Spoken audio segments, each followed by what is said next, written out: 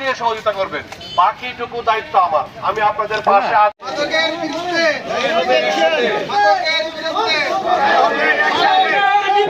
এটা হচ্ছে যারা সেবন করছেন, সেবনের দিকে এখনো অনেকে ঝরে আসার জন্য এখনো প্রতিজ্ঞাবদ্ধ হচ্ছেন, তাদের জন্য শুধু সতর্কবার্তা, তাদের জন্য সতর্কবার্তা এটাই যে তোমরা মাদক থেকে সরে আসো, এর বিকল্প নাই।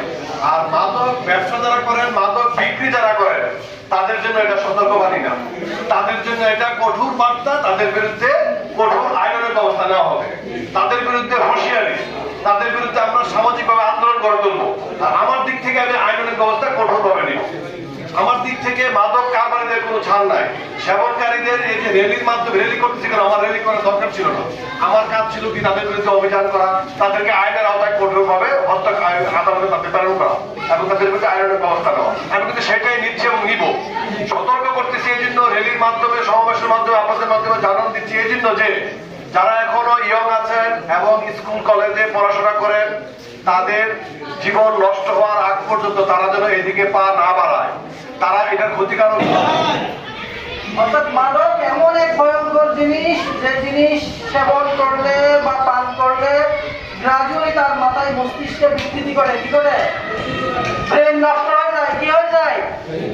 ব্রেন নষ্ট হয়ে যায়। এখন এই এলাকার যারা যুব সমাজ, বিশেষ করে যারা নষ্ট হয়ে যাচ্ছে, একটা শ্রেণী আছে, আগে ছোট ছোট ছেলেদেরকে ডেকে নিয়ে আগে সিগারেট ধরায়। কি ধরায়? সিগারেট। তারপর পর্যায়ক্রমে তাদেরকে আস্তে আস্তে কি ধরায়? ট্যাবলেট ধরায় যায়। কি ধরায়?